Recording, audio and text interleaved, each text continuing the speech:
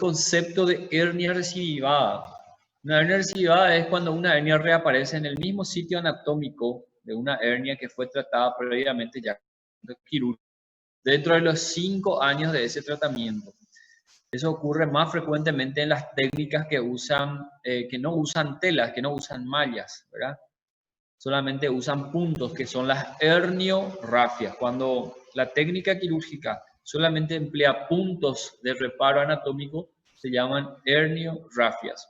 Son las técnicas más antiguas que tienen mayor porcentaje de recidiva.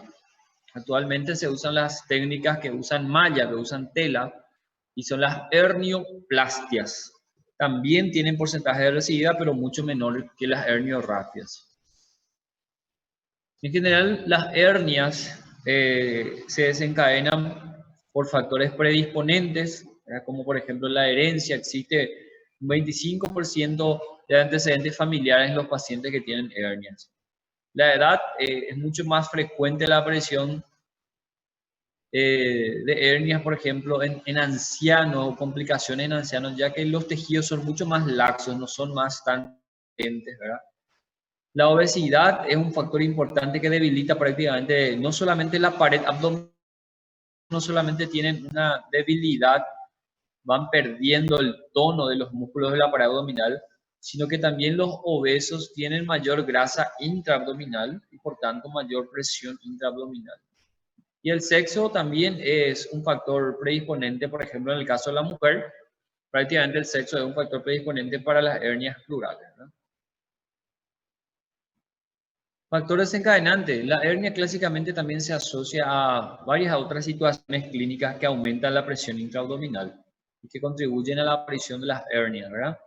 Como por ejemplo el EPOC o EBOC, ¿verdad? La enfermedad que produce una tos crónica, y esta tos crónica básicamente se traduce en un aumento crónico de la presión intraabdominal. Constipación, pacientes ancianos encamados crónicos clásicamente tienen este problema de constipación. Hiperplasia prostática benigna. La relación es que el paciente que tiene esta situación clínica tiene que realizar esfuerzos importantes para miccionar, tiene que hacer esfuerzo para miccionar y eso se le asocia con un aumento de la presión, ¿verdad? La obesidad que ya mencionamos y las ocupaciones que requieren esfuerzo físico también. Todos son factores desencadenantes. En esta parte vamos a nada más mencionar, no vamos a profundizar, ya que esto van a estudiarlo muy bien el año que viene, si Dios permite y si va todo bien en patología quirúrgica, van a pasar a semiología quirúrgica y es donde van a poner en práctica las maniobras para diferenciar un tipo de hernia y otra, ¿verdad? Para identificar si es una hernia directa, indirecta. Entonces, por este año nosotros nos vamos a profundizar aquí. Estas son las 3 maniobras clásicas que el año que viene van a profundizar. El diagnóstico diferencial, esto sí es importante. En general, cualquier tipo de tumoración que aparezca en la región inguino-pleural debe diferenciarse o puede confundirse con una hernia. Entre los más habituales ahí tenemos, por ejemplo, el hidrocele. Hidrocele es la acumulación de líquido seroso o serohemático. Habitualmente es seroso, un líquido claro, en las bolsas escrotales. ¿Okay? Eso puede ser congénito, puede ser adquirido. Y la diferencia es también básicamente semiológica. ¿En qué consiste la diferencia?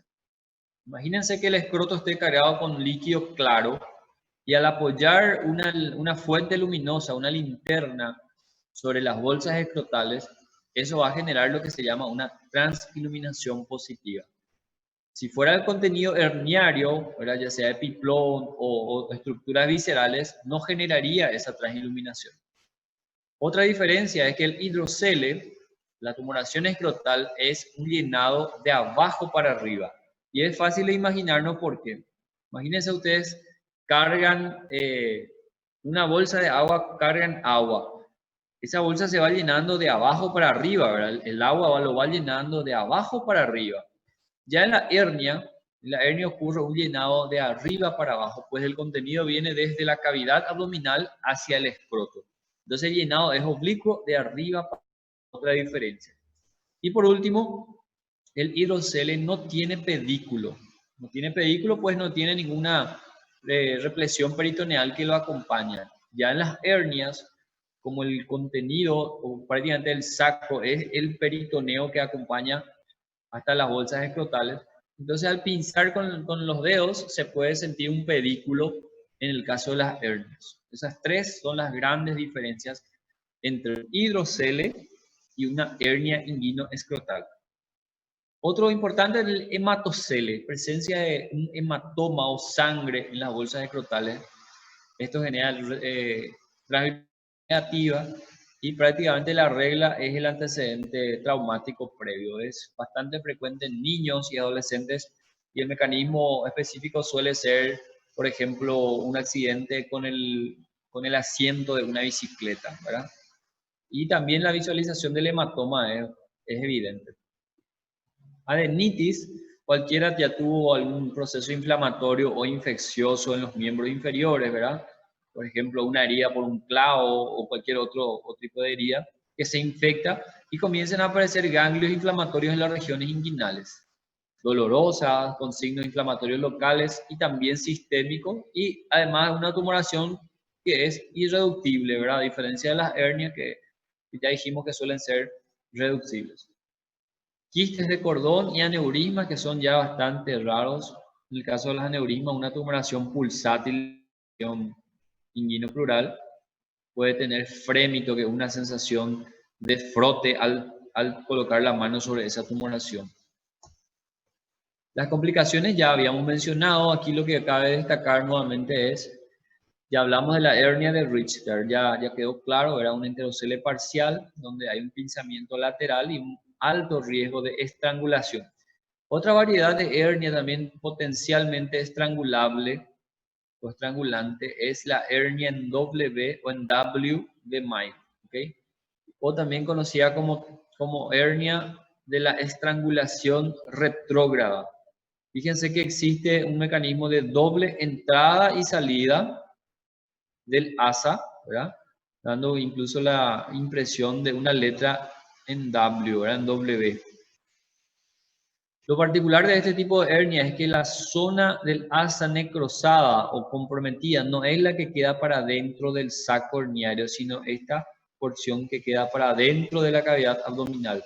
Por eso se lo llama estrangulación retrógrada. Y el riesgo, por supuesto, mayor de que si esto se perfora, se contamine toda la cavidad abdominal con repercusión peritoneal y sistémica, ¿verdad?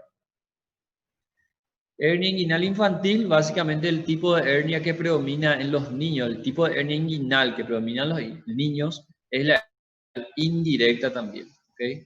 El tratamiento es mucho más sencillo, no requiere utilización de material protésico, generalmente suele ser un pequeño saco herniario prácticamente sin contenido y consiste en la ligadura alta del saco nada más. Es una situación poco habitual. La hernia crural, sí, prácticamente es tal vez uno de los más frecuentes y sobre todo en el sexo femenino, ¿verdad? Es la que ocurre justamente a este nivel, a nivel del anillo crural. Si ustedes recuerdan lo que empezamos a hablar en la primera parte de la clase, nuestros reparos anatómicos, recuerdan que aquí está la proyección del ligamento inguinal y por encima todo lo que serían las hernias inguinales. Por debajo es donde encontramos la región crural o femoral. ¿Okay? Si ustedes recuerdan por anatomía, el paquete vasculonervioso en esta región van de adentro para afuera, vena, arteria y nervio femorales, ¿verdad? Y este espacio que queda entre la vena y este ligamento del ángulo interno, que es el ligamento de Gimbernat, este espacio se llama infundíbulo crural. Y es ahí donde específicamente protruye la hernia, en este caso de tipo crural. Y se lo ve así, una tumoración por debajo del ligamento inguinal o por debajo del pliegue inguinal. Comparando aquí con la hernia inguinal, que es por encima del pliegue inguinal, la hernia crural es por debajo del pliegue inguinal. ¿Okay? Una relación de 5-1 a favor de las mujeres, generalmente aparece después de los 20 años, después del desarrollo puberal, después de la vida, ¿cómo vamos a decir? de reproducción, ¿verdad? Relacionado también con el mecanismo de los pujos del parto. Esta parte anatómica también ustedes van a recordar bien, voy a dejar aquí para que ustedes puedan analizarlo y recordarlo. Los mismos factores predisponentes y desencadenantes. El diagnóstico no solamente de la hernia femoral, sino de cualquier hernia habitualmente es clínico, no es necesario realizar ningún estudio complementario, a menos que haya alguna duda diagnóstica. ¿Okay? En este caso, el diagnóstico de la hernia crural, a través de la visualización de una pequeña tumoración, generalmente es una tumoración redondeada, a diferencia de la hernia inguinal, que es una tumoración más oblicua por el llenado o el relleno del conducto inguinal. En este caso es un poco más redondeada, generalmente por debajo del pliegue inguinal. También hay una clasificación de la hernia crural en relación, vamos a buscar la imagen, no lo tengo. Aquí puede ver. Esto sería el ligamento inguinal, por debajo estaría nuestro anillo crural, ¿verdad? Por donde los vasos ilíacos externos, al atravesarlos, se vuelven femorales. Y fíjense que aquí se ve como una coloración más blanquecina, lo que representa una vaina de esos vasos femorales. Y literalmente dentro de esa vaina de los vasos femorales se forma un verdadero conducto. Así como teníamos un conducto inguinal para arriba, tenemos aquí un conducto crural o conducto femoral. Entonces la clasificación de la hernia crural es en base a eso. Decimos que es completa cuando el saco herniario prácticamente llega hasta el tejido celular subcutáneo, atraviesa todo ese conducto crural y llega hasta la raíz del muslo. Es incompleta cuando queda alojada en algún punto del conducto crural. No la atraviesa completamente, sino que queda en algún punto del recorrido de ese conducto crural. ¿Okay? Algunas variedades más raras de la hernia crural, por ejemplo, tenemos la hernia de Laugier, ¿verdad? O también llamada hernia crural interna. Es aquella que protruye entre el entrecruzamiento de las fibras del ligamento de Gimbernath, ¿verdad? Es bastante rara. La hernia pectina o hernia de Cloquet es la que atraviesa prácticamente el músculo pectíneo. Y las variedades retrovascular y prevascular es de acuerdo a su situación o a la situación que adoptan dentro del conducto de los vasos femorales, que si quedan por detrás de los vasos femorales o por delante de los vasos femorales dentro de este conducto. El diagnóstico diferencial, ¿verdad? Empezando por la hernia inguinal, o sea, lo primero que tenemos que diferenciar si esa tumoración es inguinal o si es crural. Y los demás diagnósticos diferenciales. Varices de la safena interna, si ustedes recuerdan por anatomía, la vena safena interna o safena magna prácticamente desemboca a esta altura a nivel de la vena femoral, ¿verdad? Generando un callado de la vena safena. En ocasiones puede ocurrir una dilatación venosa de esto y puede confundirnos con una hernia. Bueno, absceso del músculo psoas, el músculo psoas que forma parte ahí del triángulo de escarpa de la región crural, y una tumoración, un absceso de este músculo puede también confundir. En este caso, obviamente, el paciente va a estar febril, como cualquier otro absceso, va a estar febril con síntomas sistémicos y también locales inflamatorios. Adenitis crural y un lipoma crural, ¿verdad? Un acúmulo, una tumoración de acúmulo de grasa que es muy frecuente en cualquier localización anatómica, sobre todo en el muslo, en el dorso, también puede confundirnos. Pero en este caso sería una tumoración blando, elástica, no dolorosa, irreductible, totalmente diferente que una hernia. Las complicaciones pueden ser las mismas que la hernia inguinal, sin embargo, la estrangulación es mucho más frecuente y puede ser mucho más grave, debido a que el diámetro, o sea, debido a que el anillo crural es mucho más fibroso, es prácticamente un periósteo, ¿verdad? Y por tanto es poco extensible y la complicación es mucho más frecuente. La hernia umbilical es la aparición de una protrusión herniaria a través de la cicatriz umbilical. Ocurre en 2 a 18% de todas las hernias. Se clasifica en 3 tipos. La hernia umbilical congénita. Congénita ustedes saben que hace referencia a una patología que se trae al nacimiento, ¿verdad? En este caso hace referencia a una verdadera patología del desarrollo de la pared abdominal. Prácticamente son los niños que están en la vida intrauterina y no se ha producido el cierre de su pared abdominal. Queda literalmente abierta una brecha a nivel de la región umbilical. Generalmente se asocia también a otras anomalías del desarrollo como espina bífida, ¿verdad? Y otras anomalías bastante raras. Uno de cada 10.000 nacimientos, ¿verdad? La evolución es muy delicada, puede ser muy, porque esta brecha, esta apertura de la cicatriz umbilical de la vía intrauterina, solamente está cubierta por una fina capa de amnios, una capa prácticamente gelatinosa transparente, y por supuesto el alto riesgo de que esto pueda perforarse y contaminar la cavidad peritoneal, incluso una peritonitis que puede ser fatal, ¿verdad? La importancia de esta patología radica en su identificación, en su detección precoz, mismo durante la vida intrauterina, a través de la ecografía morfológica que se realiza en el último trimestre de una gestación, es donde se evalúa, por ejemplo, la formación de todos los principales órganos y estructuras del cuerpo. Y en esa ecografía es donde se identifica que literalmente existe una brecha, una apertura en la cavidad, en la pared abdominal de este pequeño, ¿verdad? Y por ende ya se prepara el tratamiento que incluso actualmente se puede hacer ya durante la propia vida intrauterina, ¿verdad? En la mayoría de los casos se hace al nacimiento. En estos casos debería ser inmediatamente después del nacimiento. Para que tengan una idea, lo ideal es que se haga dentro de los primeros 30 a 40 minutos del nacimiento de un niño. De eso va a depender el pronóstico. Y esto es lo que tenemos, ¿verdad? El intestino no se llegó a cerrar, no se llegó a formar adecuadamente la pared abdominal, está abierta. Esto es lo que es el amnio, ¿verdad? Una fina cubierta gelatinosa muy delgada que puede perforarse en cualquier momento. Entonces estos pequeños al nacer inmediatamente ya entran a la reparación quirúrgica. La hernia umbilical infantil es la que aparece durante la vida infantil. Estos niños no nacen con un defecto herniario como en el caso anterior, ¿verdad?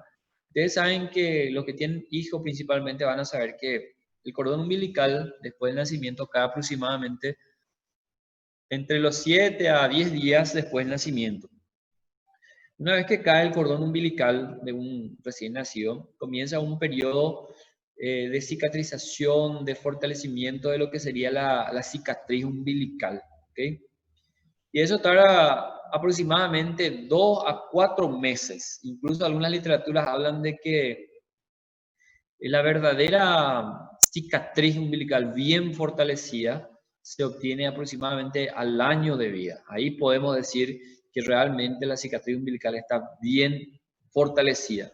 Entonces, cualquier situación en este lapso de tiempo durante la cicatrización, cualquier factor que haga aumentar la presión abdominal en forma desmedida puede generar la aparición de una hernia umbilical infantil. En este caso, el diagnóstico al inicio puede pasar desapercibido porque solo aparece, por ejemplo, como ven aquí, durante el llanto, durante los periodos de defecación, es ahí donde se hace evidente, ¿verdad? Entonces a veces pasa desapercibido inicialmente el diagnóstico, pero en estos casos ya es bastante evidente. El pronóstico y la evolución es mucho mejor que la anterior, ¿verdad? E incluso puede curar espontáneamente antes de los 3 años de vida. No es quirúrgico así en forma inmediata, se puede manejar con maniobras mecánicas, ¿verdad? Practicando, por ejemplo, un gran pliegue cutáneo de la región umbilical y colocando un parche en forma de X, ¿verdad? Sería un tratamiento mecánico y esto puede fortalecer adecuadamente la cicatriz umbilical. Esto se puede realizar o tratar hasta el 3er año de vida. Si después de eso, la persistencia de esa hernia umbilical, ahí sí se puede plantear un tratamiento quirúrgico. Pero fíjense que el pronóstico es mucho mejor, ya que aquí sí ya tiene una cubierta de piel, tiene una cicatriz deficiente, pero está bien protegida del mundo exterior. Y la hernia umbilical es la que aparece sobre todo en el sexo femenino, generalmente relacionado con aumentos importantes de la presión abdominal, como el embarazo, en varones, sobre todo en los pacientes cirróticos que presentan grandes ascitis, ¿okay? Y generalmente se asocia a un grado de debilidad adquirida de la cicatriz umbilical, ¿okay? Hernia epigástrica. Otra variedad de hernia relativamente frecuente es la epigástrica. Como lo dice el nombre, es la que aparece a nivel del epigastrio, específicamente a nivel del entrecruzamiento de fibras aponeuróticas de la línea alba. ¿Okay? Predomina en el sexo masculino. En la etiología están involucrados los mismos factores predisponentes y desencadenantes de cualquier otra hernia, ¿verdad? El sitio específico de protrusión de este tipo de hernia es a nivel de los pequeños orificios aponeuróticos por donde transcurren los vasos y nervios, ¿verdad? Las arterias perforantes, que con el tiempo y con el aumento de la presión intraabdominal van aumentando de diámetro y van protruyendo ahí el contenido abdominal. El diagnóstico tiene manifestación escasa, puede tener también sintomatología gastrointestinal, sobre todo en los casos voluminosos como en estas imágenes, donde hay una tracción prácticamente del contenido intestinal y gástrico. Entonces el paciente puede tener náuseas, vómitos, además de la tumoración. No suele complicarse y habitualmente el contenido es epiplón la mayoría de las veces. Hernia de Spiegel es la que aparece a nivel de la línea semilunar de Spiegel, si ustedes recuerdan, es la porción de transición entre la porción aponeurótica propiamente dicha y la porción carnosa o muscular del músculo transverso del abdomen. Esa es la línea semilunar de Spiegel. Y es en este sitio donde también puede ocurrir una protrusión herniaria, también se lo llama hernia anterolateral o ventrolateral, ¿sí? Una protrusión con todas las características de una hernia, es decir, por el esfuerzo, reducción espontánea, que aparece en la región anterolateral del abdomen. Tratamiento también quirúrgico. Hernias lumbares, para ir terminando esta parte, son las que aparecen en la región posterior del abdomen, en el dorso. Específicamente existen zonas también de debilidad, ¿verdad? Como ya mencionamos, el triángulo de Jean-Lepetit, el cuadrilátero de Greenfield. Hernia obturatriz es la que aparece a nivel de la membrana obturatriz, del agujero obturador del hueso coxal, es más frecuente en el sexo femenino, relacionada con los mecanismos de pujo durante el trabajo de parto. La isquiática que ya habíamos mencionado antes, ¿verdad? Bueno, hasta aquí quería compartir con ustedes ahora una interacción a medida que vamos llamando la asistencia. Grupo B, ¿cierto?